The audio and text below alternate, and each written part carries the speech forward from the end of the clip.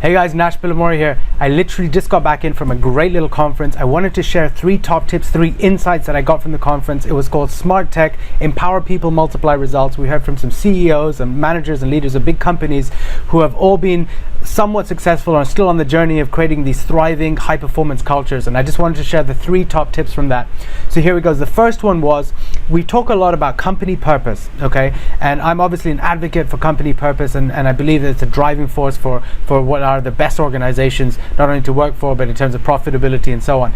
But there's this important distinction between company purpose and individual purpose, and if we merge the two together and we assume that company purpose is an amalgamation of individual purposes, then we've got it wrong and we miss an opportunity. Okay, so think about a Venn diagram. You've got company purpose on one side, you've got personal purpose on the other, and in the middle you've got the interrelationship and the overlap between the two.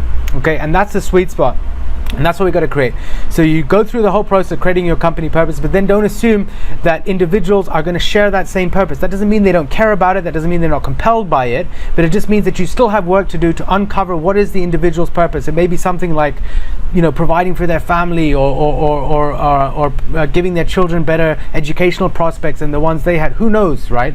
So that's the key thing, is to have open-ended discussions with your teams, literally every single person in your company, right? Ongoing discussions to understand what it is that drives them, and then help them to figure out how they can make that manifest through your company. What are the things that you can do to support them in achieving their own purpose, and what are the things that you can do together to actually help to achieve the company purpose? So there's 2 separate discussions there. Both are extremely valuable. When you get them both right, you have this beautiful sweet spot between an individual who's driving forward their own life plans, and they're pushing forward with passion the purpose of the company. It's so good. It's so good when it's right. Okay, so that was the first top tip. The second one was really about the value of recognition. I can't tell you how many companies I've worked for and worked in where the leaders just don't understand the value of recognition. So often we're working with companies where there's 3, maybe 2 or 3 generations all working under one roof, expected to collaborate. Okay, one of the key ways of developing collaboration in an organization is to recognize good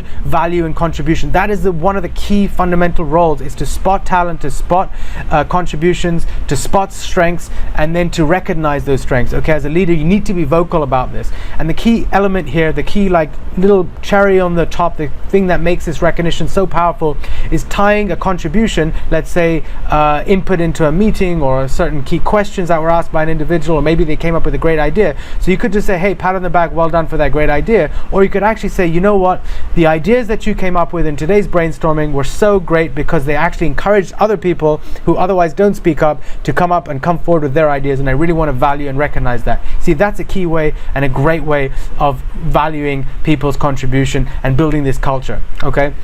And then the last thing, which was great again, was a parallel was drawn to what Sir Ernest Shackleton achieved when he set off on this crazy Antarctic mission. If you read the ad that he put out in the newspaper, it was something like, you know, low survival rate, no guarantee of return, you're going to contend with like frostbite, terrible conditions, freezing cold, etc., etc. And yet, despite this dismal ad, at the end it said something like, but you know, if we're successful, it's the prize will be honor and recognition. And with these words, you literally had about 5,000 applicants. Low wages, by the way, was another thing he advertised. Crazy. They had 5,000 applications that were made. And then the important thing, the parallel I wanted to draw for business, was actually they had 5,000 applicants and they had to choose just a handful of people. How do they do it?